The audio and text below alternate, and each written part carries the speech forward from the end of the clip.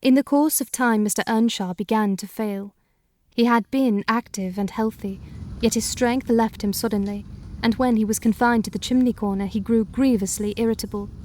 A nothing vexed him, and suspected slights of his authority nearly threw him into fits. This was especially to be remarked if anyone attempted to impose upon or domineer over his favourite.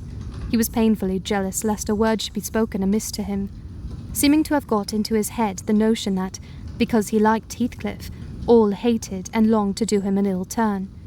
It was a disadvantage to the lad, for the kinder among us did not wish to fret the master, so we humoured his partiality, and that humouring was rich nourishment to the child's pride and black tempers. Still it became in a manner necessary, twice or thrice, Hindley's manifestation of scorn, while his father was near, roused the old man to a fury. He seized his stick to strike him, and shook with rage that he could not do it. At last, our curate, we had a curate then, who made the living answer by teaching the little Lintons and Earnshaws, and farming his bit of land himself, advised that the young man should be sent to college, and Mr. Earnshaw agreed, though with a heavy spirit, for he said, Hindley was nowt, and would never thrive as where he wandered. I hoped heartily we should have peace now. It hurt me to think the master should be made uncomfortable by his own good deed. I fancied the discontent of age and disease arose from his family disagreements, as he would have it that it did. Really, you know, sir, it was in his sinking frame. We might have got on tolerably, notwithstanding, but for two people, Miss Cathy and Joseph the servant. You saw him, I dare say, up yonder. He was, and is yet most likely, the wearisomest self-righteous Pharisee that ever ransacked a Bible to rake the promises to himself and fling the curses to his neighbours. By his knack of sermonizing and pious discoursing, he contrived to make a great impression on Mr. Earnshaw, and the more feeble the master became, the more influence he gained. He was relentless in worrying him about his soul's concerns, and about ruling his children rigidly. He encouraged him to regard Hindley as a reprobate, and, night after night, he regularly grumbled out a long string of tales against Heathcliff and Catherine, always minding to flatter Earnshaw's weakness by heaping the heaviest blame on the latter. Certainly she had ways with her such as I never saw a child take up before, and she put all of us past our patience 50 times and oftener in a day. From the hour she came downstairs till the hour she went to bed, we had not a minute's security that she wouldn't be in mischief. Her spirits were always at high water mark, her tongue always going, singing, laughing, and plaguing everybody who would not do the same. A wild, wicked slip she was, but she had the bonniest eye, the sweetest smile, and lightest foot in the parish, and, after all, I believe she meant no harm, for when once she made you cry in good earnest, it seldom happened that she would not keep you company and oblige you to be quiet that you might comfort her. She was much too fond of Heathcliff. The greatest punishment we could invent for her was to keep her separate from him, yet she got chided more than any of us on his account. In play she liked exceedingly to act the little mistress, using her hands freely and commanding her companions. She did so to me, but I would not bear slapping and ordering, and so I let her know. Now, Mr. Earnshaw did not understand jokes from his children. He had always been strict and grave with them, and Catherine, on her part, had no idea why her father should be crosser and less patient in his ailing condition than he was in his prime.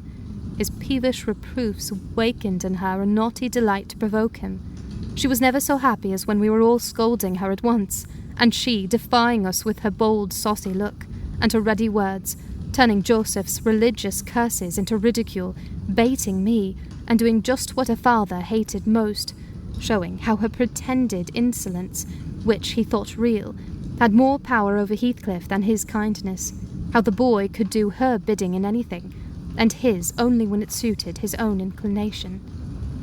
After behaving as badly as possible all day, she sometimes came fondling to make it up at night.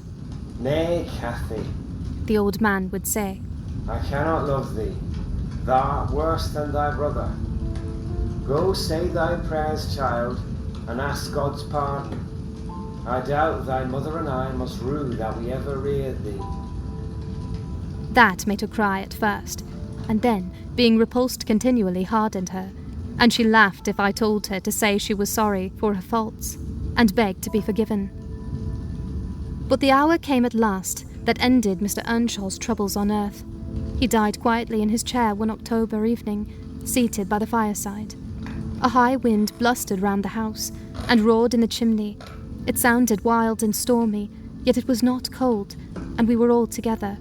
I, a little removed from the hearth, busy at my knitting, and Joseph reading his Bible near the table, for the servants generally sat in the house then, after their work was done. Miss Cathy had been sick, and that made her still. She leant against her father's knee, and Heathcliff was lying on the floor with his head in her lap. I remember the master, before he fell into a doze, stroking her bonny hair. It pleased him rarely to see her gentle, and saying, "Why canst thou not always be a good lass, Cathy?" And she turned her face up to his, and laughed, and answered, "Why cannot you always be a good man, father?" But as soon as she saw him vexed again, she kissed his hand, and said she would sing him to sleep. She began singing very low, till his fingers dropped from hers, and his head sank on his breast. Then I told her to hush and not stir, for fear she should wake him. We all kept as mute as mice a full half hour, and should have done so longer, only Joseph, having finished his chapter, got up and said that he must rouse the master for prayers and bed. He stepped forward and called him by name and touched his shoulder, but he would not move. So he took the candle and looked at him. I thought there was something wrong as he set down the light, and seizing the children each by an arm, whispered to them, "Pray him upstairs, and make little din. They might pray alone that evening. He had somewhat to do." "I shall bid father good night first," said Catherine, putting her arms round his neck before we could hinder her. The poor thing discovered her loss directly. She screamed out, "Oh, he's dead, Heathcliff! He's dead!" and they both set up a heartbreaking cry. I joined my wail to theirs, loud and bitter, but Joseph asked what we could be thinking of to roar in that way over a saint in heaven. He told me to put on my cloak and run to Gimmerton for the doctor and the parson. I could not guess the use that either would be of then. However, I went, through wind and rain, and brought one, the doctor, back with me. The other said he would come in the morning. Leaving Joseph to explain matters, I ran to the children's room. Their door was ajar. I saw they had never lain down, though it was past midnight, but they were calmer, and did not need me to console them. The little souls were comforting each other with better thoughts than I could have hit on. No person in the world ever pictured heaven so beautifully as they did in their innocent talk, and, while I sobbed and listened, I could not help wishing we were all there, safe together.